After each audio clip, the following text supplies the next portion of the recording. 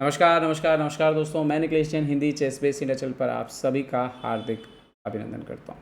दोस्तों, पेंडाला हरिकृष्णा ने वो कर दिखाया है जो इससे पहले उन्होंने हमेशा ट्राई किया लेकिन कभी हुआ नहीं। विश्वनाथन आनंद जी को उन्होंने पराजित किया यूरोपियन क्लब कप टूर्नामेंट के 5वें राउंड में। और उनकी इस जीत की मदद से और विदित की जीत की मदद से जो है उनकी टीम अब नंबर 1 पोजीशन पे चल रही है। 5 मैच जीत करके उन्होंने आनंद जी की टीम को पराजित किया, सुपर बेट क्लब को। इस जीत में 2-3 बातें खास रहीं। इससे पहले इनके बीच में 11-12 रैपिड मुकाबले हुए, पर हरिकृष्णा अधिकतम जो है वो ड्रॉ हासिल कर सके थे या उनको हार के परिणाम मिले थे। तो पहली बार वो आनंद जी से जीतने में कामयाब रहे।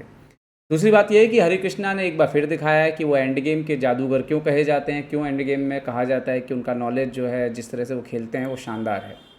तो आइए देखते हैं इस मुकाबले को। सफ़ेद मोहरों से यहाँ पर हरिकृष्णा खेल रहे थे, आनंद जी काले मोहरों से खेल रहे थे। D4, night F6, C4, E6, night F3, D5 और यहाँ पर हरिकृष्णा खेलते हैं G3 जो कि है ओपन कैटलन। यहाँ पर आनंद जी C4 का पॉन मार लेते हैं, बिशप G2, आनंद जी खेलते हैं C5, हरिकृष्णा करते हैं कासल। और अब यहाँ पर आनंद जी खेलते हैं नाइट C6, हरिकृष्णा खेलते हैं क्वीन A4, आनंद जी खेलते हैं बिशप D7 और अब यहाँ पर हरिकृष्णा क्वीन इंटू C4 मार लेते हैं। अभी आप कंपेयर करोगे पोजीशन को तो वाइट का डेवलपमेंट ऑलरेडी मतलब कैसल हो चुका है, किंग सेफ है, बिशप नाइट निकलना बाकी है। ब्लैक के लिए अभी भी डार्क कलर का बिशप निकालना है, कैसल करना है। तो अल्टीमेटली पोजीशन जो है वो इक्वल के आसपास है। अब यहाँ पर आनंद जी एक बढ़िया चाल खेलते हैं B5, आप क्वीन B5 मारोगे तो नाइट D4 आ रहा है, तो आपको पीछे हटना होता है। और ये लाइन है, काफ़ी गेम खेले गए हैं और निश्चित तौर पर दोनों खिलाड़ी इस बात को जानते थे। आनंद जी ने यहाँ पे हरिकृष्णा ने यहाँ पे क्वीन C3 चुना, जबकि यहाँ पे जो मोस्ट पॉपुलर लाइन है वो है क्वीन D3।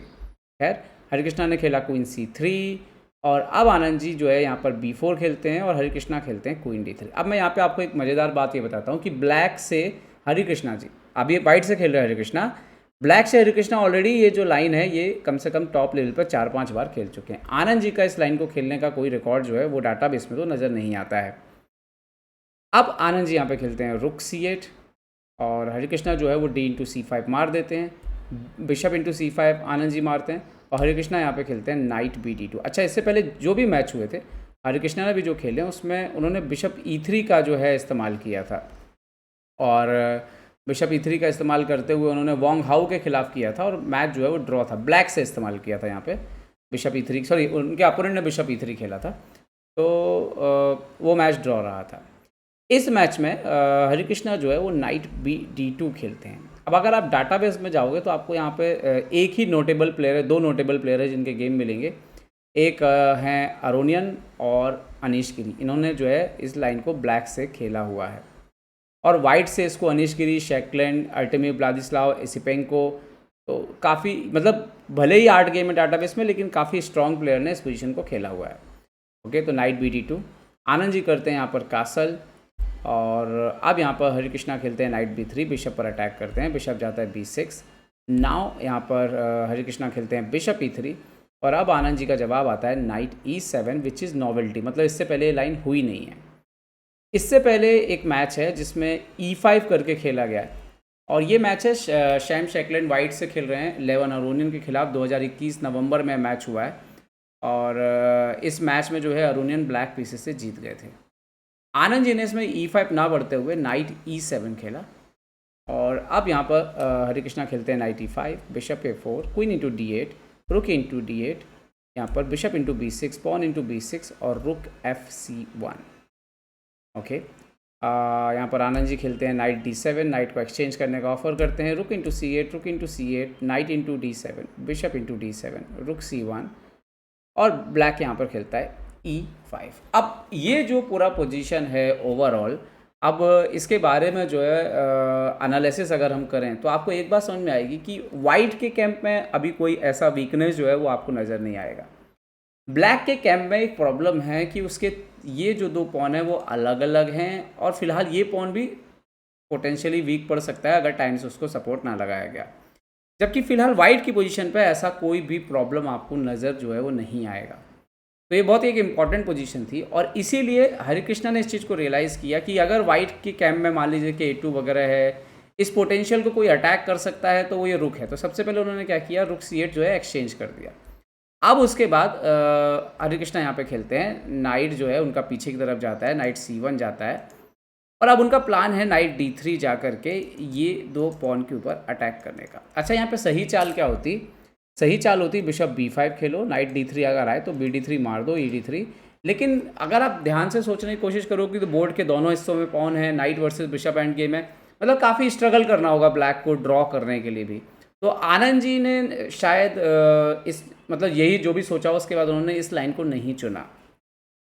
अब इससे नुकसान, आनंद जी ने जो प्लान बनाया उन्होंने खेला यहाँ पे नाइट D6, नाइट D3 और ये पॉन सेक्रीफाइस करने का प्लान उन्होंने बनाया कि पॉन सेक्रीफाइस कर देंगे B3 AB3 बिशप और यहाँ पर F6 करके सपोर्ट लगा दिया। तो एक पॉन डाउन है ब्लैक, लेकिन ऐसा लगता है कि प्रैक्टिकली डिफेंड हो जाना चाहिए, एक पॉन डाउन तो ड्रॉ होना चाहिए। लेकिन इसके बाद हरे कृष्णा का खेल शुरू होता है और उन्होंने कमाल की शतरंज इसके बाद खेली है और आनंद जी को बहुत ज़्यादा मौके उन्होंने दिए नहीं हैं मैच में वापसी करने के। Bishop D5 check, king F8, so now E4 पे फिक्स कर दिया बिशप को, किंग E7 यहाँ पर आते हैं तो F4 यहाँ पर तैयारी की, मतलब जैसे ही मौका मिले आप यहाँ पर कुछ क्रिएट कर सकें, कुछ वीकनेस क्रिएट कर सकें। अभी तो E5 पर पूरा pressure, into F4, night into F4, यहाँ पर उन्होंने खेला आनंद जी ने G5, सो नाइट E2।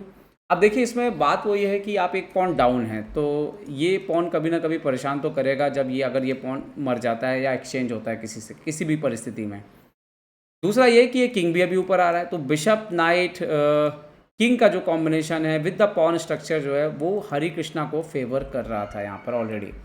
आनंद जी ने F5 खेला, हरि कृष्णा खेलते हैं E5, नाइट E8 खेला उन्होंने यहाँ पर और यहाँ पर एनालिसिस में समझ में आता है कि नाइट F7 ज़्यादा अच्छा होता।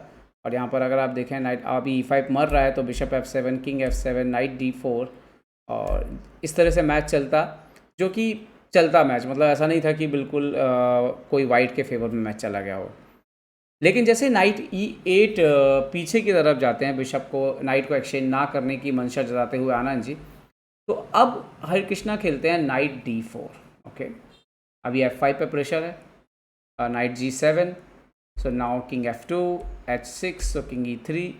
तो अभी आनंद जी का जो आनंद जी के पोजीशन में बहुत ज़्यादा इंप्रूवमेंट नहीं हुआ, लेकिन हरि कृष्णा का जो आप देखिए कि किंग भी ऊपर जो है ऊपर की तरफ आता जा रहा है।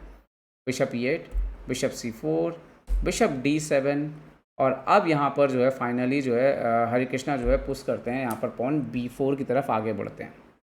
Okay, bishop C8। तो अभी आप इसमें ध्यान से देखोगे तो ब्लैक के पास ज़्यादा ऑप्शन है नहीं, मतलब ब्लैक करेगा क्या? आप देखो कि यहाँ से आप कोई ब्रेक वेक तो दे नहीं सकते पोजीशन में, यहाँ से आप ज़्यादा बढ़ोगे आगे तो प्रॉब्लम है और यहाँ पर आप पॉन डाउन भी हो तो पूरा पेसिव पोजीशन आ गया था आनंद जी का। पूरे समय उनको ही डिफेंस करना है और ज़्यादा स्पेस मोहरों के पास था नहीं, तो यहाँ पर हरि कृष्णा जो है धीरे धीरे दबाव डालने की कोशिश करते रहे। अब जैसे उन्होंने खेला बिशप D5, बिशप को एक स्क्वायर इंप्रूव किया, bishop D7, so now bishop B3 किया। अब यहाँ पर कुछ waiting move, bishop C2, king E7 and then bishop D3। अभी आइडिया क्या है, जैसे ही किंग F7 हटता है तो B5 आगे बढ़ दिया।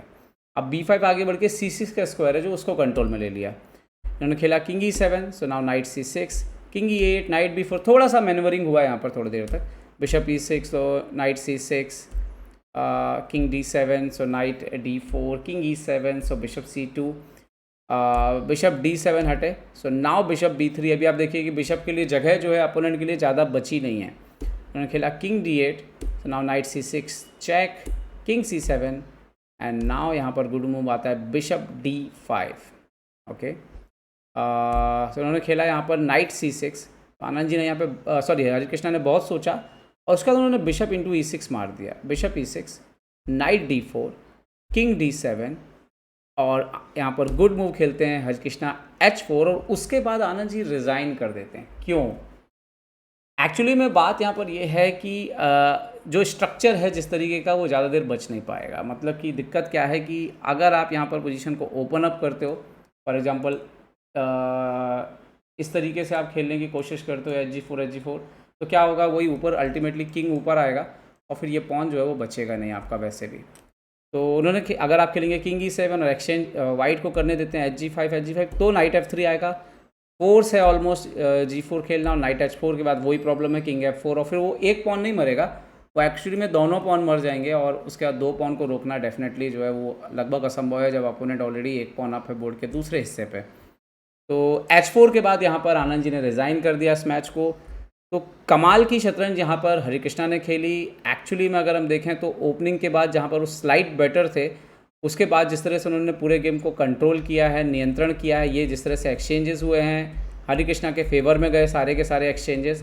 और ख़ासतौर पे ये जो मूव मिस हुआ मेरे ख्याल से बिशप B5 का, उसका ये जो नाइट एक्टिवेट हुआ फिर कोई, और ये जो सेक्रीफाइस दिया गया पॉन का, ये शायद आनंद जी की तरफ से गलती हुई जिसमें हरिकृष्णा ने भरपूर फ़ायदा उठाया। लेकिन आनंद जी जैसे खिलाड़ी के सामने खेलना और गलती होने पर फ़ायदा उठा लेना भी जो है वो अपने आप में एक बड़ी उपलब्धि है, और हरिकृष्णा ने एक बार दिखाया। और ये जो भी कुछ हुए मुकाबले हो रहे हैं, इनका असर विश्व रैंकिंग पर लगातार पड़ रहा है, क्योंकि ये क्लासिकल मुकाबले हैं। और हम आपको बता दें कि इस जीत के बाद हरिकृष्णा भी जो है वो, जो इनका रेटिंग घट रहा था, वो वापस 2716 पे पहुंच गए। विदित तो 2725 हैं, अर्जुन और गुकेश लगभग बराबर पर हैं, जबकि आनंद जी 2750 पे जो है 2750 प्लस पे बने हुए हैं। उम्मीद करता हूँ ये वीडियो आपको पसंद आया होगा। पसंद आया तो लाइक शेयर और सब्सक्राइब करना ना भूलें। देखते रहिए chess base India. Chess base India के लिए मैं निखिलेश जैन। जय हिंद।